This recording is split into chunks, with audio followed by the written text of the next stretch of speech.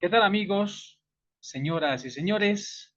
Una cordial bienvenida a Facetas, aquí en el canal de YouTube Iván Marcel Durán Fernández. En este domingo 8 de septiembre del año 2024, vuelve Facetas, como siempre, con ese su contenido que, hablando de manera específica, también se refiere sobre todo al ámbito cultural.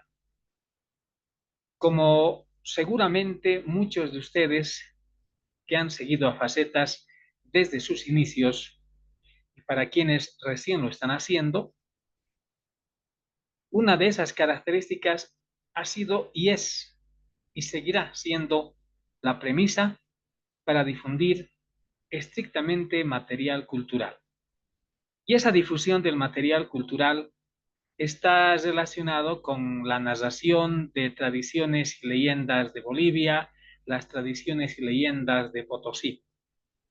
En muchas oportunidades, si ustedes ingresan a nuestro muro en el portal, en el Facebook y también en YouTube con Iván Marcial Durán Fernández y Facetas, tendrán una amplia gama para poder escoger y compenetrarse de muchas historias y leyendas, no solamente de Bolivia, porque hemos estado sobre todo con algunas leyendas de La Paz, de la ciudad de La Paz, sino también con leyendas y tradiciones de Potosí.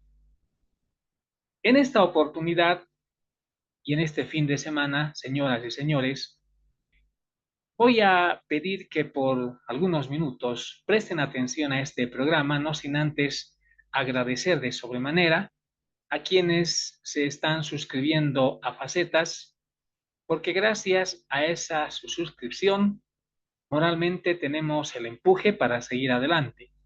Ya saben que la palabra facetas implica una serie de modalidades o de actividades del quehacer humano. Y eso es prácticamente lo que está haciendo este programa. En el año 1995 se presentó algo diferente en cuanto a la obtención de material cultural, a material relacionado a cuentos, una oportunidad, como decía, que se presentó y la supe aprovechar de muy buena manera. Y hoy, cuando prácticamente han transcurrido ya casi 30 años, desde aquel entonces, desde aquel 1995, en esta oportunidad tengo entre mis manos cuentos que debemos seguir narrando. Así tan pequeñita esta obra, pero tiene un profundo contenido. Cuentos que debemos seguir narrando. Fue un auspicio de la cooperativa San Martín, aquí en la ciudad de Potosí, en el año 1995. ¿Y quién tuvo esa oportunidad literaria, cultural, de dirigir, reitero, cuentos que debemos seguir narrando? Fue el profesor Edgar Elías Nogales, que por muchos años desempeñó como autoridad máxima en el Consejo de Administración, sobre todo, de la cooperativa San Martín. Una cooperativa que tiene bastante arraigo, tiene bastante prestigio aquí en la ciudad de Potosí.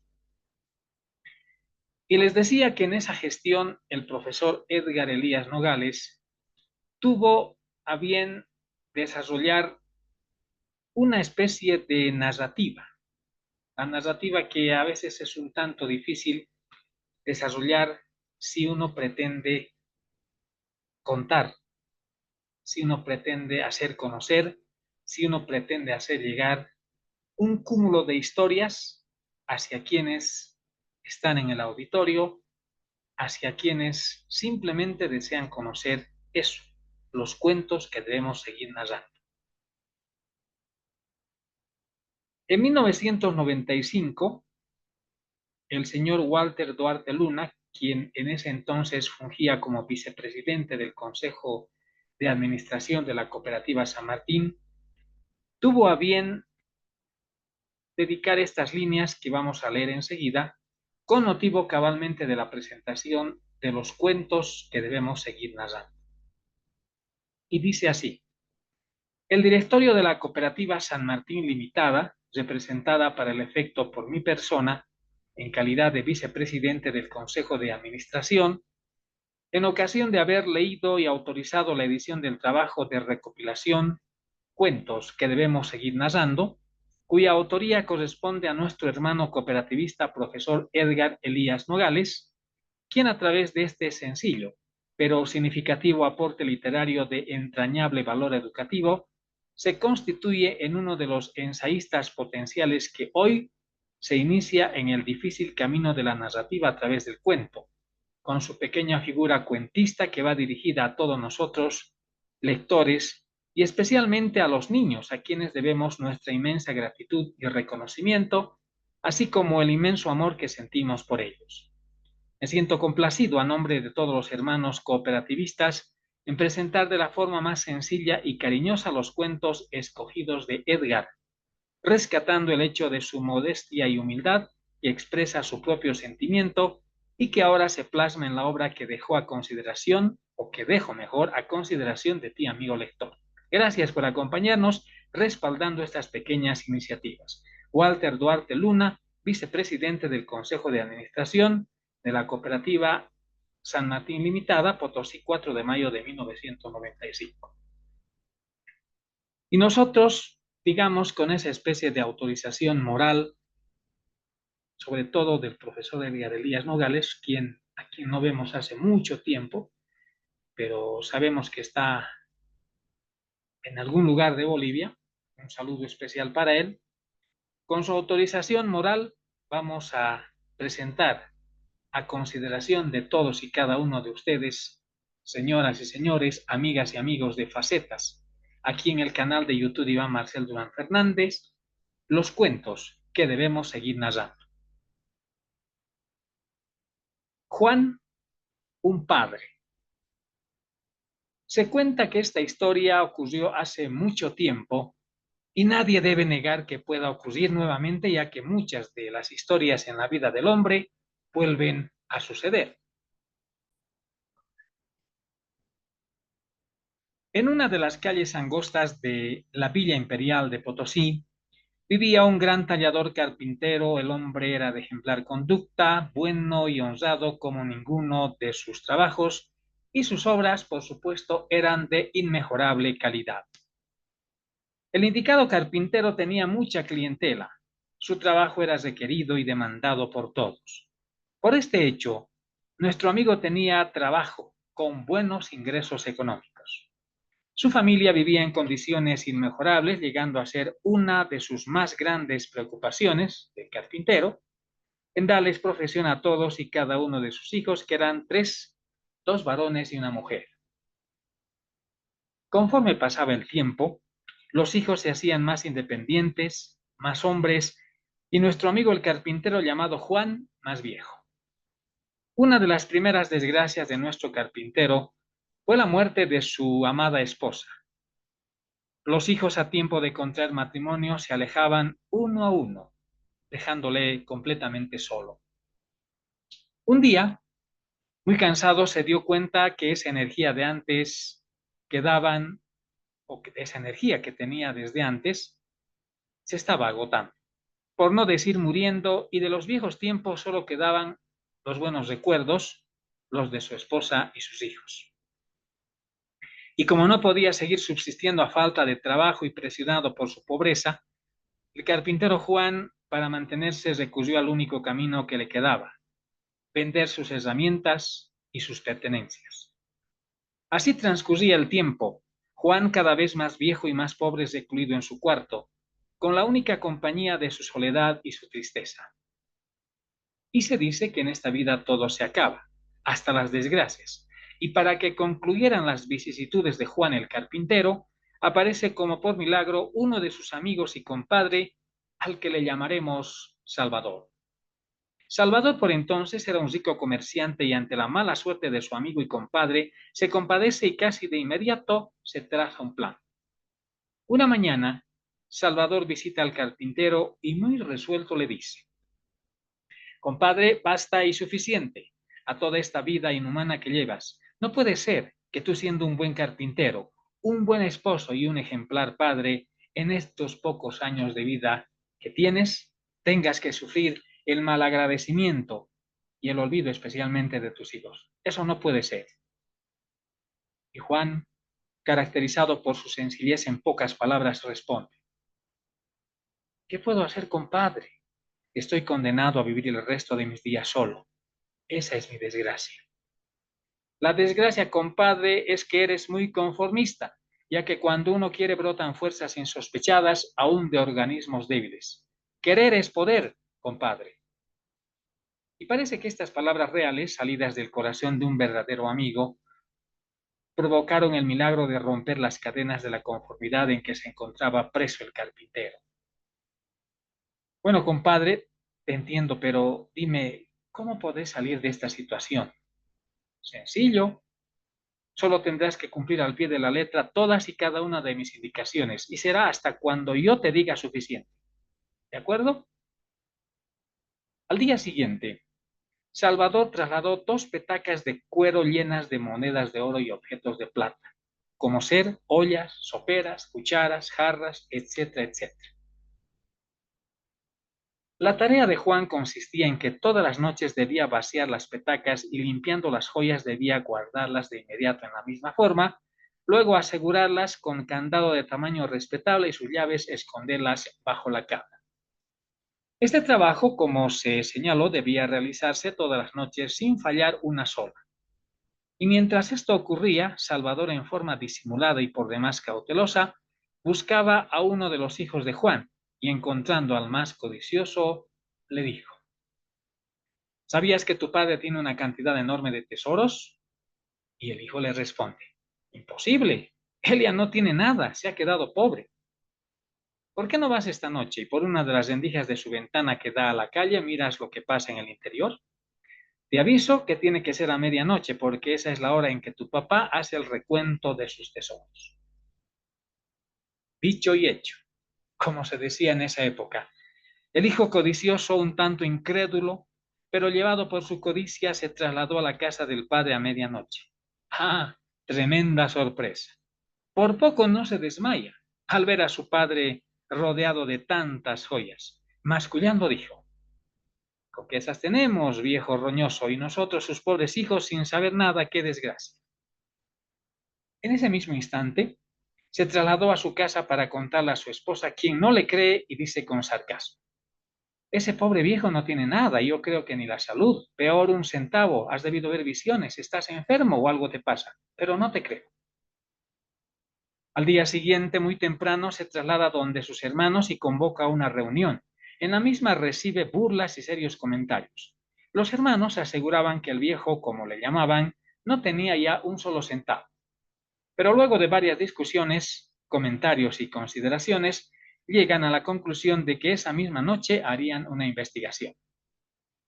Bueno, la sorpresa no podía ser otra, ya que quedaron perplejos al ver cómo su padre, a la luz de una vela, limpiaba las monedas y los objetos de plata pura, para luego guardarlas en unas enormes petacas de cuero, cuyas llaves, con sumo cuidado, las depositaba bajo su almohada. Los hijos de Juan, más sus mujeres, se retiraron de la ventana y, caminando rumbo a sus casas, sin decir nada, no comprendían lo que habían visto, pero sí cada uno de ellos, como todo ser codicioso, metalizado en su interior, pensaba en la gran fortuna vista por sus ojos. Pensaba también en la calidad de cosas que se podía comprar, pero al mismo tiempo surgían las preguntas: ¿qué hacer? ¿Cómo llegar ante tanto caudal si ellos tenían en la conciencia que a su padre hacía varios años que le habían abandonado? Rompiendo el silencio, el más codicioso dice: hermanos, toda esa riqueza nos corresponde. Por lo tanto, no debemos dejar pasar un minuto más. Y todos, como buenos hijos, debemos ir donde nuestro padre para hacerle todas las atenciones del caso. Finalmente, como está viejo y enfermo, no tardará en morirse y toda esa riqueza tiene que ser nuestra. Y todos en coro responden: de acuerdo. Se traza de inmediato un plan de acciones y manos a la obra. Al día siguiente, y de acuerdo al plan, muy tempranito, uno de los hijos visita la casa del padre. Papá, qué alegría verte. Disculparás que no haya estado los otros días, pero debes comprender, mi mujer, mis hijos, mi trabajo, en fin, muchas cosas. Pero te juro por la memoria de mi madre que a partir de hoy primero serás tú. Al final, que siempre es el trabajo y otras cosas, ya que debe ser primero el padre para todo buen hijo, un buen hijo como soy yo. Juan no sabía qué responder. Por la tarde del mismo día se presenta el otro hijo y gritando: papá, papito, papito, papacito, qué ingrato me he portado tanto tiempo sin verte. Espero que sepas perdonarme. Y la hija, por su parte, también cumple con su papel y se presenta ante el padre con una cara de profundo arrepentimiento y arrodillándose le dice: Padre mío, no merezco tu perdón. Me he portado como una hija ingrata, pero a partir de la fecha cumpliré con todas y cada una de mis obligaciones de hija.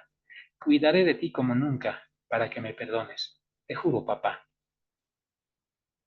Y Juan por un instante pensó que solo era un sueño muy lindo, ya que nunca había escuchado ni visto semejantes atenciones de sus hijos. Finalmente Juan, como despertando, recordó a su compadre Salvador cuando le dijo anteriormente: te prometo un cambio en tu vida. En su interior, nuestro buen carpintero daba gracias a su compadre, no siempre por las cosas que le ofrecían sus hijos, sino por tenerlos a su lado, ya que la vejez acompañado de la soledad son los castigos más grandes para cualquier ser humano en el ocaso de la vida. Un buen día se presentó el compadre Salvador en la casa del carpintero y le dijo: compadre, como todo está bien y eso es lo que queríamos, ahora me llevo mis cosas. Las petacas se quedan y el lugar de las joyas debe llenar con piedras, fierro viejo, ladrillos, en fin, todo lo que sea pesado.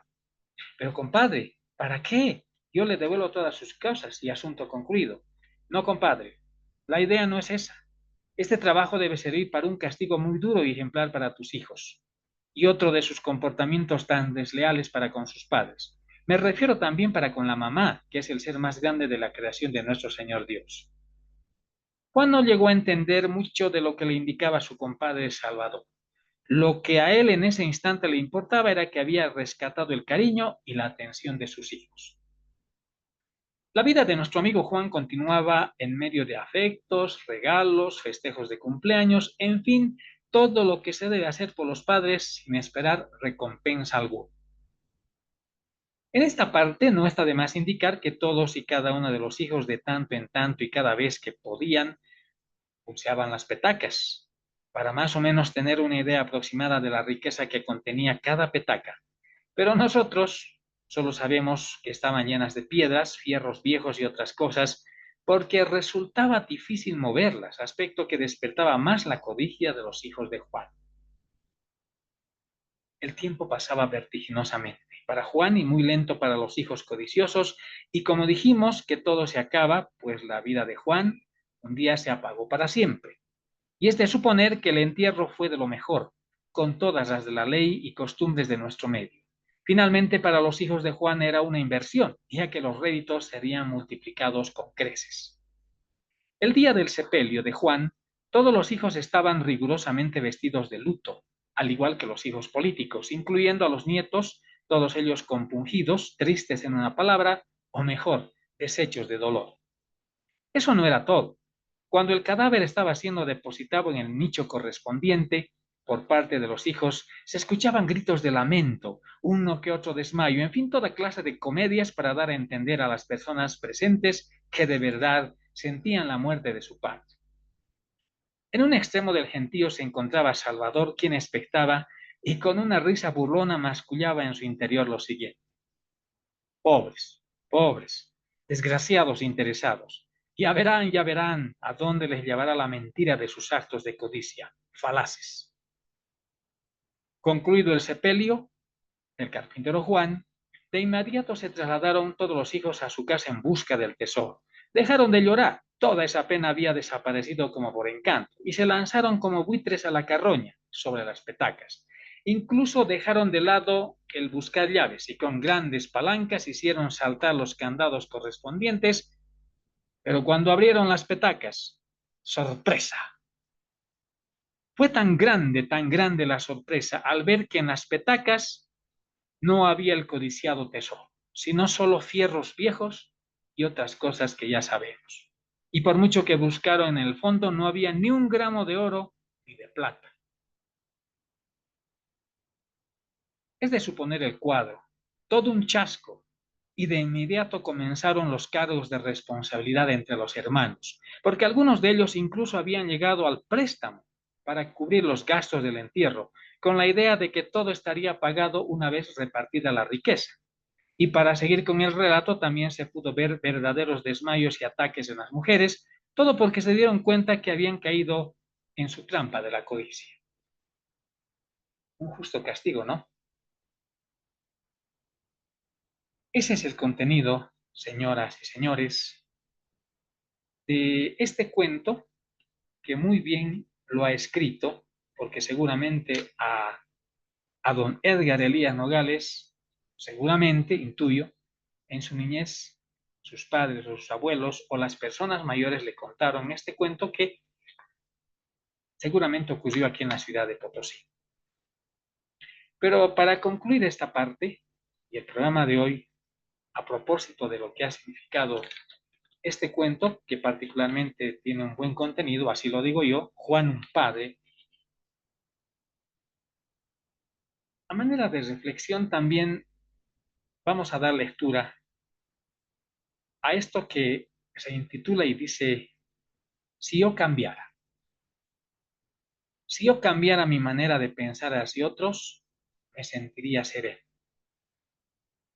Si yo cambiara mi manera de actuar ante los demás, los haría felices.